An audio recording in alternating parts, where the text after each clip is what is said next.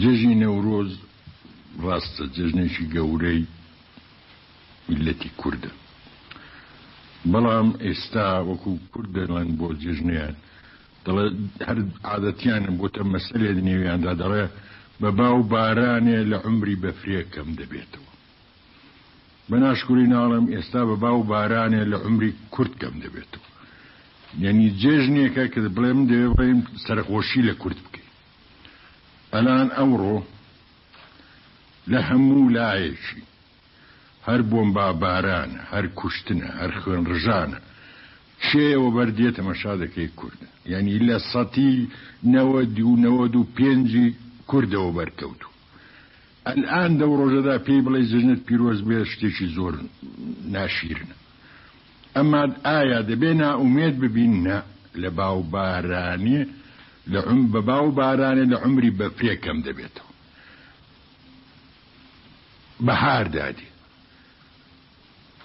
حديث پیغمبر هي صلى الله عليه وسلم ده فرميه اشتد أزمة تنفرجي أي بلا ومصيبة شدد بن بشدد بن لبرود بسين شون هرشتك حقيش تحدش زور تون انفجار دك على بريك دك بيم وايا نابي بلا خم بارية بلا كجران هي بلا زور كارمان مسار هاتوا زور بلاج قوريت يداين أما أنا أميدي ما نابي روتيك ئەمن پێم وایە بەرەو بەهارێک دەچین هەرچەند لەو عمرەمان کەم بکەنەوە لەو لاولا کەم نابینەوە. پێم وایە هەوایەکی خۆش توش هەر دەبین. ئەمڕۆ با ئەو ئەزمەیە ببێ باشی دەتر بێ قەیدی نییە دەپسێ ئەوە ئومێدەوار بین ئومێد لە دەست نەدەین. چاومان لە ڕەحمەتی خوا بێ و چاومان لە ڕاپەڕی خۆشمان بێ کار بکەین ئومێد لە دەست بەر نەدەین. کارێکی وا زۆشتی وامان بەسەر هاتووە لەوەش بەڵای گەورەتر لەوەش زۆر خراپتر ئەگەر بزانین هاتوون قەتوعام گەورەیان کردوین زۆریان لە بین بردوین کەچی ئێمە وەکو کەوەر زیاترمان هەڵداوەتەوە ناسکتر و گەڵاپانتر ئەتوینەوە دەرێ. لەبەر ئەوە دەبێ بڵم سەرخۆشی دەکەم لە میلەتی کورد لە ڕۆژی نەورۆزیدا لەو نەورۆزەیدا ئومێدەوارم ئەگەر بمێنم لە نەورۆزێکی زۆر دڵخۆشتردا جێژنە پیرۆزەی بەخۆشیان لێ بکەم. ڕاستە جێژنی نەورۆز یعنی نەمانی زستان و خەمان و هاتنی خۆشیان و دەشت و دەر و شینی و وەختی کاسبیکردن و ئەوانە. ئەگەر ئێستاش ئەکسی هێناوە دەرە حاڵ جێژن لە جێگەی خۆیەتی و لە جێگەی خۆی دەمێنێ. بە ئومێدم ڕۆژگارێکی زۆر خۆش توش ببن لەو نائومێدیە دەرچین. ئەلان دەبێ بڵم لە جواتی جێژنە پیرۆزە سەرخۆشیان لێ دەکەم. عەرز دەکەم جێژنی نەورۆز ڕەنگەی کەس نەبێ کوی کوردە. ئەگەر قسانەی باوەڕ بکەین بڵێن ئەوە حکایەتی زەحاکە و حکایەتی فەرەیدونە و کورد هەڵاتون چوونە چێ و لەوێ ماونەوە و ئەو قسانە ئەوە قسەیەکە. ئەما دیسان هەر عەینی وەخت هیچی سابقەی تاریخیشی نەبێ ڕۆژی نەورۆز بۆ کوردستان گەورەترین جێژنێکی خۆش چون جێژنێکی وا گەورە کە لە ژوورێ لە حەبسێ خەلاسی دەبێت دەکاوتە ئازادیە حەبسێکی گەورەیە بەفر لە ژوورێدا خۆی مادداوە دێتە دەرێ دەست دەکا بە کەسب و کاری خۆی هەوای ساف هەڵدەمژێ کەسب و کارێکی زۆر دەکا بۆ ئەوە خۆی و ماڵ و منداڵی خۆی پێ بژێنێتەوە. لەبەر ئەوە جێژنێکی زۆر گەورەمانە نەجات بوون لە حەبسی زستانی و ئازادی بینە دەرێ و هەموو کێشە و هەرای دنیای ئێمەش هەموو لەسەر ڕێگەی ئەو ئازادیەیە. جا ئازادی کەم یا زۆر هەر خۆشە. ئومێد دەوارم تووشی ئازادی گەورەتریش ببین لەو حاڵی. دەتەوێت چی دیکەت بۆ باوەڕ ناکەم.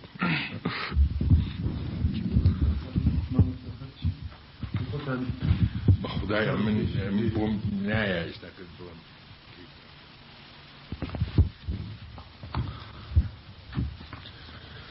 مامۆستا زۆر زۆر سپاس.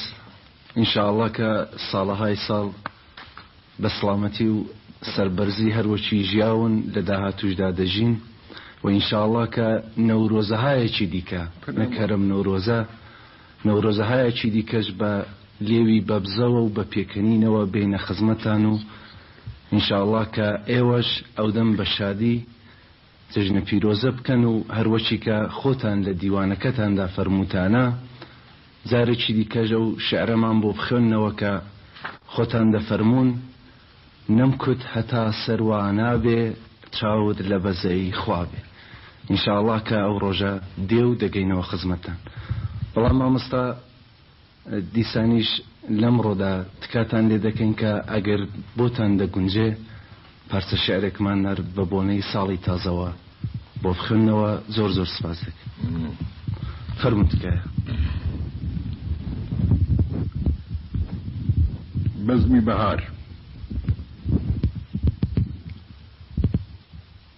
شیناوێ باڵەکایەتی 1960 مزگێنیدا بە سروەبای بەهاری وا هاتەوە نەورۆزی کوردەواری بە تیشکە تێکشکا سوپای کڕێوە هەواری ڕۆژ گەیشتە خاکەلێوە فەرماندرا بە سەوزە سەر هەڵێنێ چیدی لە بەندی خاچی ڕەش نەمێنێ با دەرکەون کوڵ و کەسەر بنێژن با ڕۆژی ڕزگاری بکەن بەجێژن شەماڵ گەواڵ گەواڵ هەور بنێرێ ئاهەنگ و بەزمی جەژنی پێ بسپێرێ حیلکانەوە لەو موژدە ئاو دەڕ و خڕ ڕەشبوونەوە ڕیشی سپی چیای چڕ چڵوو گەشایەوە و بزەی لەسەر لێ و پۆتراشی خۆی ڕازاندەوە بەگۆی زێ و هەور لە دەشت و شی و پۆپەشاخان کردی بە تۆپ تەقاندن و چراخان مراری بێژماری دادەباراند لە دار و دەر ڕووتی و نەداری تاراند شەماڵە گاڵەگاڵیەتی و لە کارە هەڵگرنەوە شاباشی شای بەهارە شینکە بەگەل لەگەڵ سەری دەرێنا هەر یەکە چەند قل و پەلێ بەشوێنا خڕی بەرۆک پڕن لە دەنکە باران تازە و تەڕن بۆ کۆڕ و بەزمیاران نەورۆزە مشتی پڕ گەڵای تەڵایە هەر کارگە بێ بەڵا بێ بێگەڵایە نەورۆزە مشتی پڕ گەڵای تەڵایە هەر کارگە بێ بەڵا بێ بێگەڵایە ئەگەرچی ساوایە بەهار و باشە لە چاوی بەد بە دوور بێ جیا هەراشە بە یەکیەکە و بە کۆ لە دەشت و دەردا وەک چیژە کورد هەمووی گوڵی لەسەردا وەک چیژە کورد هەمووی گوڵی لەسەردا شالور و بولبول سەرڕۆی ئەوینن هەر چاوە چاویانە گوڵان ببینن هەر مەلە بۆ گوڵی دڵی ئەخوێنێ هەر گوڵە بۆ دڵداری خۆی دەنوێنێ نەرگسی مەزد لە زەردەزیڕە زیزە بە جوانی خۆی دەنازێ زۆر بەفیزە وەنەوشە ملکەچە لە حاند پەپولە ڕێیداوە بێ و تەیمەلا و پسوولە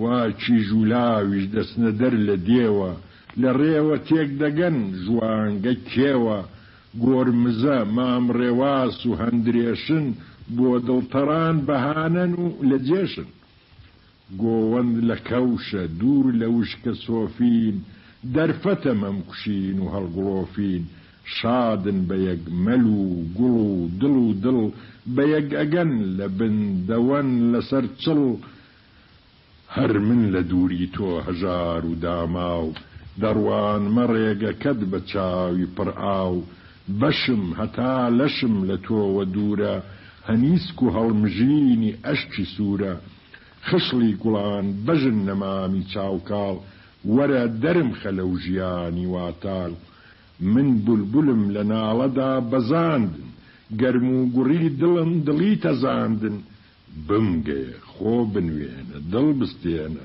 بازاری گەرمی نازی گوڵ بشتێنە. مامۆستاجان زۆر زۆر سپاس.